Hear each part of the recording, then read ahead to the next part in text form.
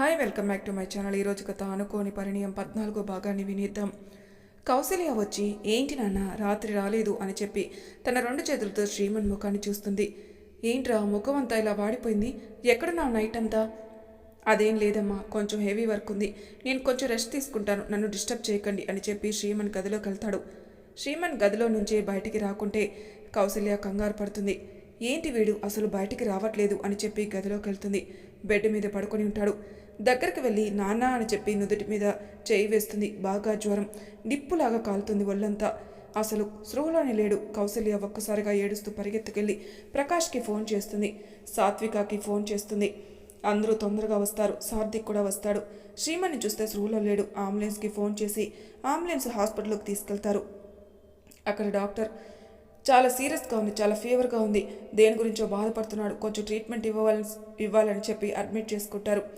ఏంటి డాక్టర్ ఏం మాట్లాడుతున్నారు, అతని మనసులో బాధ ఏంటి? కొంచెం అయితే ఉంది మా బాబు, మరీ ఇంత సీరియస్గా తీసుకుంటున్నాడా అని ప్రకాష్ ఆందోళన చెందుతాడు. ఒక 3 అవర్స్ తర్వాత శ్రీమన్కి మెలకువ వస్తుంది. చూసేసరికి హాస్పిటల్ బెడ్ మీద ఉంటాడు. అక్కడ కౌసల్య, సాత్విక అందరూ ఉంటారు. అసలు ఏంటి, నన్నెందుకు హాస్పిటల్కి తీసుకొచ్చారు, నేను రూమ్లో లేనా అని బెడ్ నుంచి లేకపోతాడు. సాత్విక్ వచ్చి చేయి పట్టి ఆపి సెలైన్ ఎక్కుతుంది అని చెప్తాడు. నాకు సెలైన్ పెట్టడం ఏంటి, మెంటలా అని పీకైపోతుంటే ప్రకాష్, సార్థిక్ చేయి పట్టి ఆపేస్తారు. ప్రకాష్ కోపడతాడు. ఏమైనా పిచ్చి పట్టిందా, 2 డేస్ బయటికి రాలేదు, ఫుల్ ఫీవర్తో స్లోలో లేవు, అందుకే తీసుకొచ్చి అడ్మిట్ చేశాం. బాధ అందరికీ ఉంటుంది, బాబును పోగొట్టుకున్న బాధ తండ్రికి ఎంత ఉంటుందో నాకు తెలుసు, మరీ ఇంతలా అవ్వాలా? ముందు ఫ్యూచర్లో పుడతారు కదా, మనకి బాకీ లేదనుకుందాం, నువ్వు ఇలా అయితే ఎలా అని కోపడతాడు ప్రకాష్. శ్రీమన్ ఎలా చెప్పాలో అర్థం కాలేదు. తన బాధ ఏంటో ఎవరికీ చెప్పుకోలేడు. సాత్వికని చూస్తుంటాడు. సాత్విక కళ్ళతోనే సైగ చేస్తుంది సైలెంట్గా ఉండమని. కౌసల్య శ్రీమన్ దగ్గరికి వచ్చి తన గుండెల మీద తల పెట్టుకుని, ఎందుకు నాన్న బాధపడుతున్నావు, ఇలా ఎప్పుడూ చూడలేదే, ఎంతో సంతోషంగా ఉండేవాడివి, ఇలా అయితే ఎలా చెప్పు, మళ్ళీ నీకు పిల్లలు పుడతారు నాన్న, నువ్వు ఇలా ఫీల్ అవ్వద్దు అని ఓదారుస్తుంది కొడుకుని. అలా ఓదారుస్తుంటే శ్రీమన్ ఇంకా ఎక్కువగా ఏడుస్తుంటాడు. తన మనసులో బాధ వేరే రకంగా ఉందని ఏడుస్తూనే ఉంటాడు. కొడుకు ఏడవడం చూసి తను కూడా ఏడుస్తుంది కౌసల్య. అప్పుడే లక్ష్మి వస్తుంది. నేను ఊరు వెళ్ళాను, నాకు ఇదంతా తెలియదని చెప్పి తమ్ముడి దగ్గరకు వచ్చి, ఏంట్రా ఏమైంది, ఎందుకు ఏడుస్తున్నావు, ఇలాంటివి జరుగుతాయిరా, నువ్వెందుకు ఏడుస్తావు అని చెప్పి దగ్గర తీసుకుంటుంది. అక్క అని చెప్పి పట్టుకొని ఏడుస్తాడు శ్రీమన్. లక్ష్మికి ఎందుకు అనుమానం వస్తుంది. ఇంతగా బాధపడడే కొడుకును పోగొట్టుకున్న బాధ అయితే ఉంటుంది, కానీ మరీ ఇంతలానా, ఏదో ఉంది అనుకుంది మనసులో. ప్రకాష్ రాముకి ఫోన్ చేస్తాడు. రాము ఫోన్ లిఫ్ట్ చేయగానే ప్రకాష్ శ్రీమన్ హాస్పిటల్లో ఉన్నాడని, చాలా హై ఫీవర్ అని చెప్తాడు. రాము కంగారు పడి ఇప్పుడే బయలుదేరుతున్నామని చెప్పి ఫోన్ పెట్టేస్తాడు. జానకి జానకి అంటూ అరుస్తూ వంటగదిలోకి వెళ్తాడు రాము. జానకి తొందరగా రెడీ అవ్వు, మన అల్లుడు హాస్పిటల్లో ఉన్నాడట, చాలా జ్వరంతో, వినితను కూడా రెడీ అవ్వమని చెప్పు అంటాడు. జానకి కంగారు పడుతుంది. వినిత దగ్గరికి వెళ్ళి, వినిత బయలుదేరు, మీ ఆయనకి బాగలేదట, హాస్పిటల్లో ఉన్నాడని చెప్తుంది. నేను రాను, నాకు అవసరం లేదమ్మా, కావాలనుకుంటే మీరు వెళ్ళి చూడండి అంటుంది. నీకేమైనా పిచ్చి పట్టిందా, మీ ఆయన హాస్పిటల్లో ఉంటే రాను అంటున్నావు, మీ అత్తయ్య మామయ్య వాళ్ళు ఏమనుకుంటారు, తెగదంపులు చేసుకున్న దానికి ఎందుకు పోవాలి, వాళ్ళు ఏమనుకుంటారని ఆలోచించొద్దు, నేనైతే డిసైడ్ అయ్యాను, అతని డైవర్స్ పంపిస్తాను అంటుంది. జానకి కోపం వచ్చి వినీత చెంప పగలు కొడుతుంది. ఫస్ట్ నుంచి నువ్వు అదే మాట అంటున్నావు, మేము వద్దంటున్నా, సరే నువ్వు రాకు, మేమైతే వెళ్ళి చూసొస్తాం అని చెప్పి జానకి రాము ప్రయాణమై హాస్పిటల్కి వెళ్తారు. అక్కడికి వెళ్ళగానే కౌసల్య దగ్గరికి పరిగెడుతుంది జానకి. వదిన గారు ఎలా ఉంది అల్లుడు గారికి అని అడుగుతుంది. ఇప్పుడు బాగానే ఉంది, 2 రోజుల నుంచి రూమ్లో నుంచి రాలేదు, ఏదో వర్క్ చేసుకుంటున్నాను అనుకున్నాను, కానీ జ్వరంతో స్రోత పడిపోయాడు, వాడు బాధ తీర్చలేం, కొడుకుని పోగొట్టుకున్నందుకు చాలా బాధపడుతున్నాడు, కొడుకు పోయినందుకు అంత బాధ ఉంటే ఇది విడాకులు ఇస్తానంటుంది, ఎలా ఉంటాడో ఏమో అల్లుడు అని బాధపడుతుంది జానకి. రాము ప్రకాష్తో మాట్లాడతాడు. ఇప్పుడు 1 రోజు ఉండి ఇంటికి తీసుకెళ్ళమన్నారు అని చెప్తాడు ప్రకాష్. సాత్వికకి కోపం వస్తుంది. వదినమ్మ రాలేదని జానకి దగ్గరికి వెళ్ళి, అత్తయ్య వదిన రాలేదేంటి అని అడుగుతుంది. జానకికి ఏం చెప్పాలో తెలియక, లేదమ్మా తనకి బాగా కడుపు నొప్పి వచ్చి పడుకుంది, కదలొద్దన్నారు కదా డాక్టర్లు అని చెప్తుంది. అవునా అని చెప్పి ఊరుకుంటుంది సాత్విక. శ్రీమన్ కూడా ఆ మాటలు వింటాడు, కానీ వినిత గురించి పెద్దగా ఏమీ అడగడు. సాయంత్రం వరకు జానకి రాము ఉండి మేం వెళ్ళొస్తామంటారు. అప్పటికే లక్ష్మి కౌశల్యని ఇంటికి పంపిస్తారు. ప్రకాష్ కూడా వెళ్తాడు. సాత్విక, సాత్విక్ మాత్రమే ఉంటారు. సాత్వికని శ్రీమన్ దగ్గరికి పిలుస్తాడు. మావయ్యను అత్తమ్మను కాసేపు ఉండమని చెప్పు, అందరిని ఇంటికి పంపించే అని చెప్తాడు. అప్పటికే ప్రకాష్, కౌసల్య అందరూ వెళ్ళిపోతారు. సాత్విక్ ఉంటాడు. సాత్విక వచ్చి మావయ్య అత్తమ్మ అన్నయ్య పిలుస్తున్నాడు ఒకసారి రండి అని చెప్తుంది. సరే అని జానకి రాము ఇద్దరు శ్రీమన్ దగ్గరికి వెళ్ళి చెప్పు బాబు ఆరోగ్యం ఎలా ఉంది అని అడుగుతారు. రాము మావయ్య బానే ఉన్నాను, మీరెలా ఉన్నారు, వినితకి ఎలా ఉంది అని అడుగుతాడు. బానే ఉంది బాబు, కొంచెం పచ్చి ఒళ్ళు కదా బయటికి రాలేకపోతుంది. మావయ్య నేను దీంతో మాట్లాడాలి, మీరు అలా కూర్చోండి ఇద్దరు అంటాడు శ్రీమన్. చెప్పు బాబు ఏం మాట్లాడతారు? సార్థిక్ డోర్ క్లోజ్ చేయమని చెప్తాడు శ్రీమన్. సార్థిక్ వెళ్ళి డోర్ వేసేస్తాడు.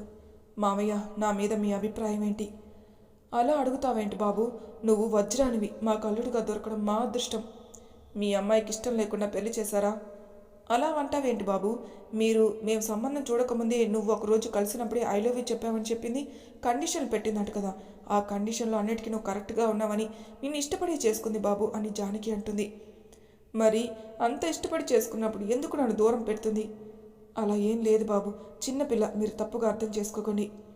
మీరు చిన్నపిల్ల అంటున్నారు మావయ్య, తప్పుగా అనుకోకండి, నేను చాలా చిన్నదాన్ని అని సాత్విక మాట్లాడుతుంది. ఏంటమ్మా నువ్వు చెప్పేది? నువ్వు మాట్లాడచ్చు మీ అన్నయ్య గురించి, తప్పులేదమ్మా. మీ అమ్మాయి కోసమే ప్రైవసీగా ఉండాలని చెప్పి అమెరికాకి తీసుకెళ్లాడు మా అన్నయ్య, తనకి కావలసినవన్నీ కొనిచ్చాడు. ఏం తక్కువైందని అన్నయ్యని దూరం పెట్టడానికి అని చెప్పి తన ఫోన్లో ఉన్న ఫొటోస్ ఇద్దరికి చూపిస్తుంది. చూడండి మావయ్య, ఫోటోలో అతనితో ఇల్లీగల్గా రిలేషన్ పెట్టుకుంది, తన క్లాస్మేట్ అట. మీరే చెప్పండి అక్కడ ఉన్నది మా వదిన కాదు అని మా భ్రమాని ఇన్ని రోజులు మాకు మేము సర్ది చెప్పుకున్నాం. రాము జానకి ఆ ఫోటో చూసి అలాగే షాక్ అయిపోతారు. అసలు నోట మాట రావట్లేదు వాళ్ళకి, వినిత ఇంత గలీజ్ పని చేసిందా అని. ఇప్పుడు చెప్పండి మావయ్య, మీరు అన్నయ్య ఎలా తట్టుకుంటాడు? పిచ్చోడైపోతున్నాడు, 2 రోజుల నుంచి గదిలో నుంచి బయటికి రాలేదు. మేమేదో ఆఫీస్ వర్క్ అనుకున్నాం కానీ స్లోలో లేడు, అడ్మిట్ చేయాల్సింది.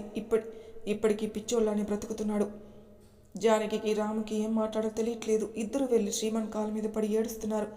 బాబు మమ్మల్ని క్షమించండి, మాకు ఇవన్నీ ఏమీ తెలియదు, మా అమ్మాయి ఇలా చేస్తుందని అనుకోలేదు. ఏ మాత్రం తెలిసినా మీకు ఇచ్చి చేసేవాళ్ళమే కాదు, చాలా పద్ధతిగా పెంచాం, కానీ ఎందుకు అలా తయారైందో అర్థం కావట్లేదు. అలా తప్పు చేసిందంటే మేము జీర్ణించుకోలేకపోతున్నాం అని ఏడుస్తారు. మామయ్య అత్తయ్య మీరిద్దరు లేవండి, మీ తప్పేం లేదని తెలుసు, కానీ వినితకి నాకు అంత ద్రోహం చేసింది, నేనేం చేశాను? తనకి కావాల్సినవన్నీ ఇచ్చాను కదా, మీరింటికి వెళ్ళాక అడగండి నేనేం తక్కువ చేశాను, నా వల్ల ఏం పొరపాటు జరిగిందో అని చెప్పి. నేను ఇది ఇంకా అమ్మా నాన్నకి చెప్పలేదు, చెల్లికి మా ఫ్రెండ్కి మాత్రమే తెలుసు. మీరు ఏ నిర్ణయిస్తారో నిర్ణయించండి అని బాధపడతారు శ్రీమన్. జానకి రాము ఆ బాధ తట్టుకోలేక అక్కడి నుంచి వెళ్ళిపోతారు. ఇంటికెళ్ళాక ఇద్దరు అలాగే సోఫాలో కూలబడతారు. ఇంతలో వినయ్ వస్తాడు. అమ్మా నాన్నను అలా చూసేసరికి ఏం జరిగిందమ్మా అని అడుగుతాడు. నీ చెల్లి ఇలా చేసిందిరా, నిండు నెలలతో వచ్చింది, పిల్లగాడిని వద్దంది, బాబు చనిపోయాడు, ఇప్పుడు శ్రీమన్కి విడాకులు ఇస్తారని కూర్చుంది. బావ హాస్పిటల్ ఇవ్వడానికి వెళ్ళి చూసి వచ్చాం, కొన్ని నిజాలు చెప్పాడురా, తట్టుకోలేకపోతున్నాం. ఏంటమ్మా నిజాలు? మా నాటుతో ఎలా చెప్పనరా, చెల్లిలు అలా అయిందంటే అక్కడ ఎవరితో లివింగ్ రిలేషన్ పెట్టుకుందట్రా. వినయ్కి కోపం వచ్చి ఏంటమ్మా ఏం మాట్లాడుతున్నావు, పెళ్ళైన ఆడపిల్ల ఇంకొకరితో ఉండడం ఏంటి? అలా చెప్తూనే రాము కుప్పకొలిపోతాడు. నానా నానా అని అరుస్తూ వినయ్ తండ్రిని లేపుతాడు. వినిత అప్పుడే పరిగెత్తుకుంటూ వచ్చి నానా అని ఏడుస్తుంది. జానకి కోపం వచ్చి వినితను పక్కకు విసిరి కొడుతుంది. నాన్నకి గతి పట్టింది, మాకు తలెత్తుకోలేకుండా చేస్తున్నావు కదే అని తిట్టేసి వినయ్ రాముని హాస్పిటల్కి తీసుకెళ్తాడు. హాస్పిటల్కి వెళ్ళాక డాక్టర్లు చెక్ చేస్తుంటే ఆయన మీతో మాట్లాడాలని చెప్తాడు. వినయ్ జానకి రాము దగ్గరికి వెళ్తారు. అరే వినయ్, చెల్లి తప్పుడు పని చేసింది, అది భరించలేకపోతున్నాను రా, బంగారం లాగా పెంచానురా, దాని ముఖం చూడడం కూడా నాకు ఇష్టం లేదు, పాపం బావ చాలా బాధపడుతున్నాడు. వినిత అప్పుడే వచ్చి నాన్న అని పిలుస్తూ ఏడుస్తుంది. రాము ఇంకా కోపంతో నువ్వు నా కళ్ళ ముందు ఉండకూడదు, ఇక్కడి నుంచి వెళ్ళిపో అని అరుస్తాడు. నాన్న నన్ను అర్థం చేసుకోండి, నాకంటూ ఒక మనసు ఉండదా, నేను నాకు నచ్చిన వాడితో ఉండాలనుకుంటున్నాను. ఆ మాటలకి ముగ్గురు షాక్ అవుతారు. నచ్చిన వాడినే కదా పెళ్లి చేసుకుంది, మళ్ళీ ఎలా నచ్చుతాడు అని తల్లి అంటుంది. నాకు ఇప్పుడు నచ్చాడు, అందుకోసమే నేను అతనితో ఉండాలనుకుంటున్నాను. జానకి అసహించుకుంటుంది. వినయ్కి కోపం వస్తున్నా కానీ భరిస్తున్నాడు తండ్రి బాగా లేడని చూసి. రాము ఇదంతా భరించలేక మళ్ళీ స్ట్రోక్ వచ్చి చనిపోతాడు. జానకి తన భర్తని అలా చూసేసరికి మీద పడి ఏడుస్తుంది. వినయ్ అన్ని ఫార్మాలిటీస్ పూర్తి చేసుకుని ఇంటికి తీసుకెళ్తాడు. వినయ్ శ్రీమన్కి ఫోన్ చేసి చెప్తాడు, బావా మా నాన్న చనిపోయాడని. శ్రీమన్ ఇంకా బాధపడతాడు, చెప్పి తప్పు చేశానా, ఒక నిండు ప్రాణాన్ని తీసేశానా అని. హాస్పిటల్ నుంచి ఇంటికి తొందరగా వెళ్ళి వాళ్ళ అమ్మా నాన్నకి చెబుతాడు. అందరూ కలిసి వినీత వాళ్ళ ఇంటికి వెళ్తారు. వినీత అక్కడ నిలబడి చూసిందే తప్ప ఏం మాట్లాడలేదు. లక్ష్మి, సాత్విక, కౌసల్య అందరూ జానకిని ఓదారుస్తూ ఉంటారు. వినయ్ శ్రీమన్ పక్కన నిలబడి ఓదారుస్తాడు. అన్ని పనులన్నీ జరిగేటట్టు చూస్తాడు. వినీత మాత్రం వాళ్ళు ఎవరికి దగ్గర రాదు, అటు పక్కగా నిలబడి ఉంటుంది. వినయ్ అంత్యక్రియలన్నీ జరిపించేస్తాడు. శ్రీమన్ తిరిగి వాళ్ళ ఇంటికి వెళ్ళిపోతారు. ఇంటికి వెళ్ళాక కౌసల్య అడుగుతుంది, శ్రీమన్, మీ మామయ్యకి ఎందుకురా అంతగా సడన్గా స్ట్రోక్ వచ్చింది? నిన్న బాగానే ఉన్నాడు కదా? ఏమో అమ్మా, నాకేం తెలీదు, నేను ఎక్కువగా అడగలేదు, తర్వాత అడుగుతాను అన్నాడు వినయ్ని. సాత్విక కూడా బాధ అనిపిస్తుంది. చెప్పి తప్పు చేశామా? పాపం మామయ్య చాలా మంచివాడు, అకస్మాత్తుగా చనిపోయాడని బాధపడుతుంది. వినయ్ మాత్రం అన్ని కార్యక్రమాలు పూర్తి చేస్తాడు. చెల్లి ముఖం ఏమాత్రం చూడ్డు. లాస్ట్ రోజు శ్రీమన్ వాళ్ళందరూ వస్తారు. అన్నీ పూర్తయ్యాక అందరూ వెళ్ళిపోయాక వినయ్ వినితని అడుగుతాడు, మీ అత్తగారు వాళ్ళు వచ్చారు, వాళ్ళతో వెళ్ళిపో అని చెప్పి. కౌసల్య వచ్చి, రా వినిత, అమ్మకి బాగలేదు కదా, నేనన్నీ చూసుకుంటాను, రా అమ్మ అంటుంది. నేనెక్కడికి రాను అని చెప్తుంది. అదేంటమ్మా అలా అంటావు? నాన్న పోయిన బాధలో ఉన్నావు కదా, అక్కడికి రా. చూడండి, ఇప్పటి నుంచి మీరెవరో నాకు తెలియదు. నేను మీ అబ్బాయికి విడాకులు ఇస్తున్నాను. మీ అబ్బాయికి నాకు ఎటువంటి సంబంధం లేదు అంటుంది. కౌసల్య, ప్రకాష్ ఒకరి ముఖం ఒకరు చూసుకుంటారు. ఏంటమ్మా, ఏం మాట్లాడుతున్నావు? శ్రీమన్, ఏంట్రా ఇదంతా? ఏం జరిగింది మీ మధ్యలో? అమ్మా, ఇక్కడి నుంచి నడవండి, వెళ్ళిపోదాం అంటాడు శ్రీమన్. వినయ్ చెల్లి దగ్గరికి వెళ్ళి చంప పగలు కొడతాడు. చేసిన పని సరిపోలేదని ఇంటికి వచ్చిన వాళ్ళని అవమానిస్తావు కదా? కౌసల్య కోపం వచ్చి, శ్రీమన్, ఏంట్రా ఇది? అక్కడ జరిగేది ఏంటి? శ్రీమన్ గట్టిగా అరుస్తూ, అందరూ ఇక్కడి నుంచి వెళ్ళిపోదాం, వీరితో మనకు అవసరం లేదు అని వెళ్ళి కారులో కూర్చుంటాడు. శ్రీమన్ ఎప్పుడు అంత గట్టిగా మాట్లాడడం చూడలేదు. కౌసల్య వినిత దగ్గరికి వచ్చి, ఏం చేశావు? వాడు అలా మారడానికి కారణం నువ్వే. నా కొడుక్కి విడాకులు ఇస్తానంటున్నావు, ఏం జరిగింది? సాత్విక వచ్చి, అమ్మా నడు అని చెప్పి తల్లిని చేయి పట్టి తీసుకెళ్తుంది. వాళ్ళ కుటుంబం అంతా వాళ్ళ ఇంటికి వెళ్ళిపోతుంది. వినయ్ వినిత దగ్గరికి వచ్చి, సరే, నువ్వు స్వేచ్ఛగా బ్రతకాలనుకున్నావు కదా, బతుకు. తండ్రి ప్రాణాలు తీసేసావు, ఇంకా స్వేచ్ఛ జీవ అయిపోయావు. పద్ధతిగా పెరిగావానా మనిద్దరం? నీలో ఇలాంటి ఆలోచన ఎందుకు వచ్చిందో తెలియడం లేదు. నేను అమ్మని తీసుకుని వెళ్ళిపోతున్నాను, నువ్వెటైనా వెళ్ళిపో, నీకు మాకు సంబంధం లేదని చెప్తాడు. జానకి, అయ్యో అలా అనకురా, దాన్ని ఎలాగైనా శ్రీమన్ వాళ్ళ ఇంటికి పంపించాలి. మరీ మనం వదిలేస్తే ఇంకా విచ్చలవిడిగా అయిపోతుందిరా. అమ్మ, ఫొటోస్ వీడియోస్ చూసాక కూడా నీకు అర్థం కావట్లేదా? వేరే వాళ్ళతో రిలేషన్లో ఉంది, వాళ్ళ దగ్గరికి వెళ్ళిపోతుంది. వాళ్ళ ఇంటికి పంపి ఇంకా వాళ్ళని అవమానించినట్టే అవుతుంది. వినిత కూడా గట్టిగా నిర్ణయించుకుని లగేజ్ ప్యాక్ చేసుకుని తను వెళ్ళిపోతుంది. అలా వెళ్ళిపోతున్న చెల్లెల్ని చూసి బాధపడతాడు.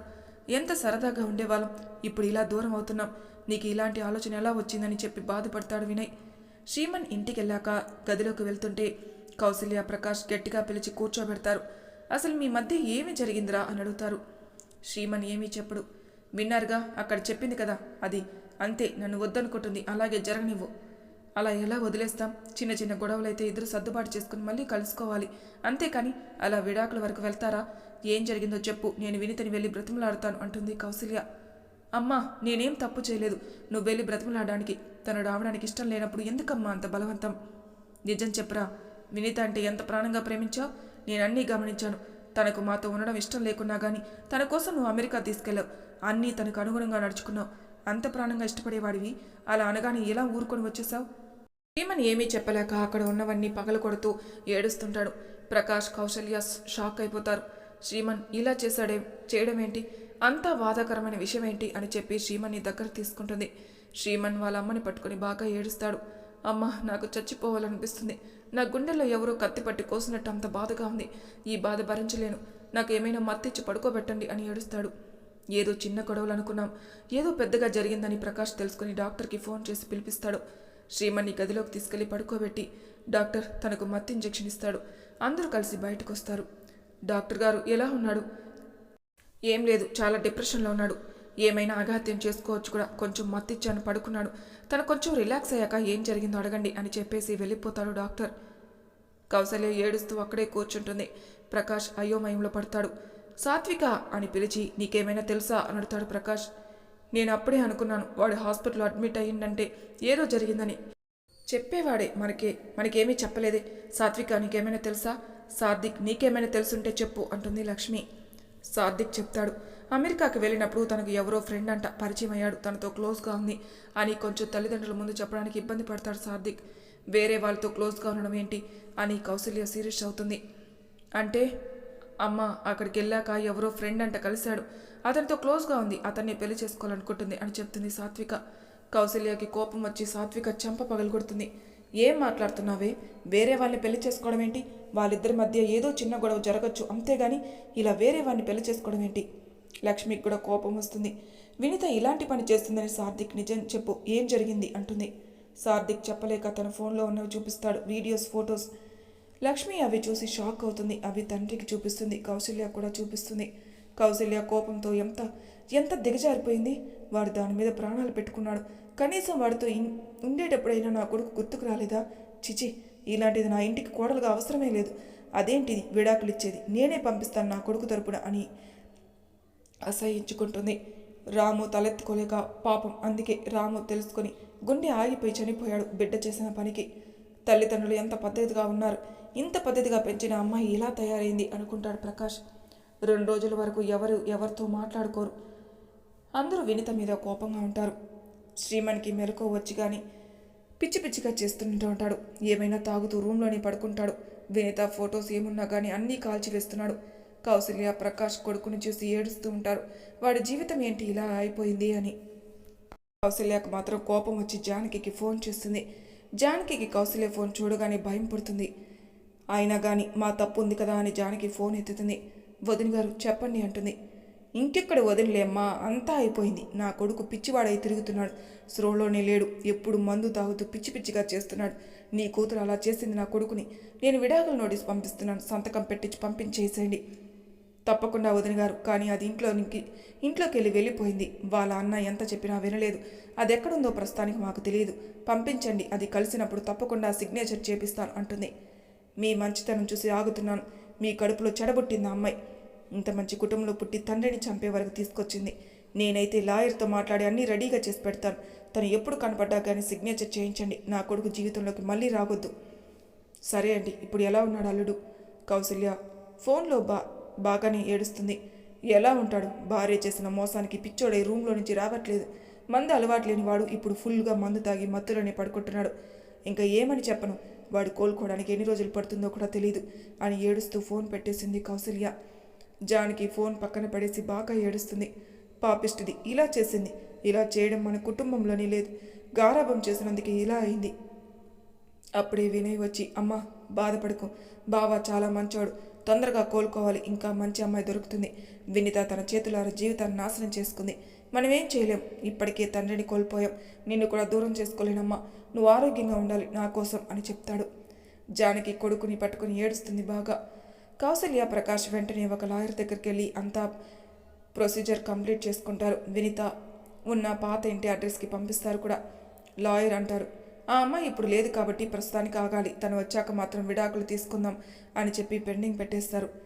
శ్రీమన్ రోజుకి కుమిలిపోతున్నాడు. రోజు బయటికి పోయి బార్లో ఫుల్గా తాగి రోడ్డు మీద పడుతున్నాడు. సార్థిక్ వెంట ఉండి రోజు తీసుకొచ్చి ఇంట్లో పడుకోబెడుతున్నాడు. కొడుకును అలా చూసి ఇంకా కురింగిపోతున్నారు తల్లిదండ్రులు. వినిత మాత్రం లోకేష్ దగ్గరికి వెళ్తుంది. లోకేష్ వినితని తీసుకుని అమెరికాకు వెళ్ళిపోతాడు. అక్కడే వినితని పెళ్లి చేసుకుని వాళ్ళిద్దరూ అక్కడే సెటిల్ అవుతారు. వినిత తను చూడలేనివి, అనుభవించలేని అన్నీ అనుభవిస్తుంది లోకేష్తో. తన తండ్రి పోయిన బాధే లేదు, శ్రీమన్ను విడిచిపెట్టిన బాధ లేదు. తన సుఖమే చూసుకుంటుంది. కన్న పేగుని తెంపుకొని బ్రతుకుతుంది. సాత్విక ఫ్రెండ్ ప్రదీప్ ఒకసారి సాత్వికని కలుస్తాడు. ప్రదీప్ సాత్విక దగ్గరికి వచ్చి, సారీ సాత్విక, మీ వదినని తెలియదు. మా అన్నయ్య అలా చేస్తారని నేను అసలే ఊహించలేదు. మీరు అలా పర్టికులర్గా అడిగేసరికి తర్వాత ఎంక్వైరీ చేస్తే తెలిసింది. మా అన్నయ్య కూడా ఇంత దిగజారుతాడు అనుకోలేదు. 2 కుటుంబాలని కూల్చేశాడు. చాలా బాధగా ఉంది. సారీ, నా వల్ల తప్పు జరిగింది అంటాడు ప్రదీప్. నువ్వేం చేస్తావు ప్రదీప్, నువ్వు నిజాలు చూపించావంతే. చేయాల్సిందంతా ఆవిడగారు చేసేసి వెళ్ళిపోయింది.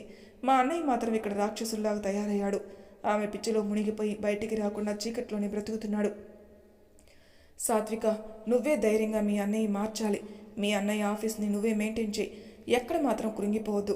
మీ అన్నయ్యని మంచిగా చేసి ఆ వినితని దెబ్బ కొట్టాలి. అంతకు మంచి అమ్మాయిని తీసుకొచ్చి మీ అన్నయ్యకి పెళ్లి చేయండి. ఆమె కళ్ళ ముందే మీ అన్నయ్య సంతోషంగా ఉండే చూడాలి. అది మాత్రం నేను మనస్ఫూర్తిగా కోరుకుంటున్నాను అంటాడు ప్రదీప్. థ్యాంక్స్ ప్రదీప్, నువ్వైనా అర్థం చేసుకున్నావు. కాలమే చెప్పాలి, అన్నయ్య ఇప్పట్లో మనిషి అయ్యేటట్లు లేడు అంటుంది. ఒక విషయం ప్రదీప్, నువ్వు మళ్ళీ మీ అన్నయ్య దగ్గరికి వెళ్ళి ఈ విషయాలు ఏం చెప్పకు. నీకేమీ తెలియనట్టే ఉండు. వినితను పరిచయం చేసినా కానీ మామూలుగా మాట్లాడు. నువ్వు నాకు ఫ్రెండ్ అని ఇవన్నీ ఏమీ చెప్పొద్దు అని చెప్తుంది. సాత్విక, నాకు తెలీదా, నేనేమీ చెప్పను, డోంట్ వరీ అని చెప్పేసి వెళ్ళిపోతాడు ప్రదీప్. ఒక ఆదివారం చూసుకుని సారిక సార్థిక్ ఇద్దరు శ్రీమన్ ఇంటికి వస్తారు. శ్రీమన్ గదిలోకి వెళ్ళి సారిక పిలుస్తుంది. శ్రీమన్ చాలా మత్తులో ఉంటాడు.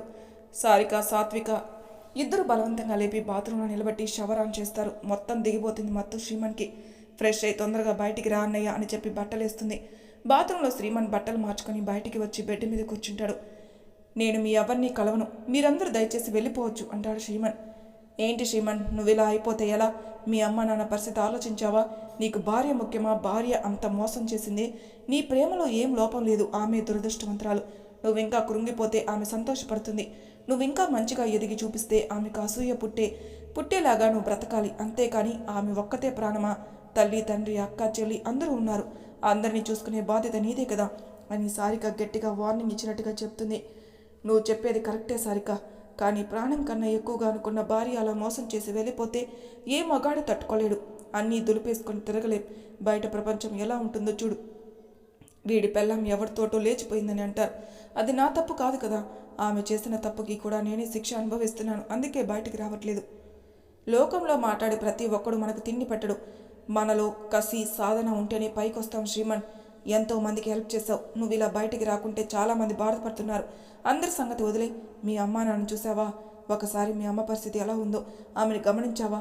నువ్వు తాగి మత్తులోని పడుకుంటున్నావు. సారిక, నువ్వు అన్నది కరెక్టే. ఇంకా నాకు కొంచెం టైం పడుతుంది బయటికి రావాలంటే. నాకు ఒక 3 months టైం ఇవ్వండి. నేను బయటికి వచ్చి ఎప్పట్లా ఆఫీస్ వర్క్ చేసుకుంటాను ప్లీజ్ అంటాడు. సరే అయితే ఇప్పుడు మాత్రం కిందికి రా, మీ అమ్మ వెయిట్ చేస్తుంది. సరే అని చెప్పి శ్రీమన్ వాళ్ళందరితో పాటు కిందికి వస్తాడు. వాళ్ళ మమ్మీ దగ్గరికి వెళ్ళి వెనక నుంచి కౌగులించుకుంటాడు. కొడుకు వచ్చి సడన్గా కౌగులించుకునేసరికి వెనక్కి తిరిగి, నాన్న నీకు అన్నం తినిపించి చాలా రోజులైంది అని చెప్పి ప్లేట్లో కలిపి గోరుముద్దలు పెడుతుంది శ్రీమన్కి. శ్రీమన్ తింటూనే తన కళ్ళ వెంట నీళ్లు వచ్చేస్తున్నాయి. నాన్న నువ్వు బాధపడుకురా, నువ్వు ఇలా ఉంటే మేము చూడలేం. నేను పైకి ఏడుస్తున్నాను, మీ నాన్న మనసులో ఏడుస్తున్నాడు. ఎవరికి చెప్పుకోవాలిరా ఈ బాధ? నువ్వే ధైర్యంగా ఉండాలి మాకు అంటుంది. సరే అమ్మా, మీరు ఏం బాధపడకండి అని చెల్లిని దగ్గరికి తీసుకొని, నేను అలా ఉండనులే అని చెప్పి అక్కడే కూర్చుంటాడు. సారిక సార్థిక్తో కాసేపు మాట్లాడి వాళ్ళు వెళ్ళిపోయాక మళ్ళీ రూమ్లోకి వెళ్ళిపోతాడు. ఆలోచించడం మొదలు పెడతాడు. నేను ఇంత తెలివిగా ఉండి అన్నీ తెలివి తక్కువగా చేసుకున్నాను. భార్య అంటే పిచ్చి ప్రేమ పెట్టుకున్నాను. నాకంటూ కొన్ని గోల్స్ ఉన్నా పోగొట్టుకోవాల్సి వస్తుంది. నేను ఎలాగైనా మారాలి అనుకుంటాడు. కానీ పెళ్లి మాత్రం చేసుకోను. భార్య అంటేనే అసహ్యం వేస్తుంది. ఆ పదానికి విలువ లేకుండా పోయింది అని బాధపడతాడు. అలా 6 నెలల వరకు ఇంట్లోనే ఉంటాడు శ్రీమన్. కొంచెంగా అప్పుడప్పుడు ఆఫీస్కి పోయి వస్తున్నాడు. శ్రీమన్ అలా రోజు పోవడం అలవాటు చేసుకుంటాడు. కానీ ఇది వరకు ఉన్న ప్రేమ, అభిమానాలు శ్రీమన్లో లేవు. ఏ ఆడవాళ్ళతోటైనా రఫ్గా బిహేవ్ చేస్తున్నాడు. సార్థిక్కి చాలా నచ్చ చెబుతాడు, అయినా వినిపించుకోడు. అలా 2 సంవత్సరాలు గడుస్తున్నాయి. శ్రీమన్ కొంచెం మారి వర్క్లో, బిజినెస్లో నెంబర్ 1గా ఎదిగిపోతాడు. చాలా కసితో పైకొస్తాడు. ఎప్పట్లానే తల్లి, చెల్లి, అక్క, సారిక వీళ్ళకి మాత్రమే మంచిగా మాట్లాడతాడు. ఏ ఆడపిల్లతోటి అయినా కఠినంగానే ఉంటున్నాడు. కౌసల్య బాధపడుతుంది. మళ్ళీ పెళ్లి చేయాలంటే వీడి ఇలా తయారయ్యాడు ఏంటి అని. ప్రకాష్ అంటాడు, ఆపుతావా? ఇప్పటికే ఒక మనిషిలాగా కాలేదనుకుంటే కొంచెం మనిషిలాగా మారి బిజినెస్లో ఈ 2 సంవత్సరాల్లో బాగా ఎదిగాడు. పెళ్ళంటే మళ్ళీ వాడు ఇక్కడి నుంచే పారిపోతాడు. ఇంకా కొంచెం టైం తీసుకుందాం, ఇంకొక సంవత్సరం వరకు తీసుకుని అప్పుడు ఆలోచిద్దాం అంటాడు. సాత్విక ఎప్పటిలానే ఆఫీస్కి వెళ్తుంది. అక్కడ ఒక మీటింగ్కి అటెండ్ అవుతుంది. ఆ మీటింగ్ అయి తిరిగి మెట్లు దిగుస్తుంటే అక్కడ ప్రభాస్ ఎదురుతాడు. ప్రభాస్, సాత్విక ఇద్దరు ఒకరి గురించి ఒకరు చూసుకుంటూ అలాగే నిలబడతాడు. దూరం నుంచి కారులో శ్రీమన్ వాళ్ళిద్దరినీ చూస్తాడు. మరి తర్వాయి భాగంలో ఏం జరుగుతున్న నెక్స్ట్ ఎపిసోడ్లో తెలుసుకుందాం. అంతవరకు నా ఛానల్ సబ్స్క్రైబ్ చేయని వాళ్ళు ప్లీజ్ సబ్స్క్రైబ్ చేసుకోండి. లైక్ చేసి షేర్ చేయండి. మీ అభిప్రాయాలు నాకు కామెంట్ రూపంలో తెలియజేయండి. Thank you for listening.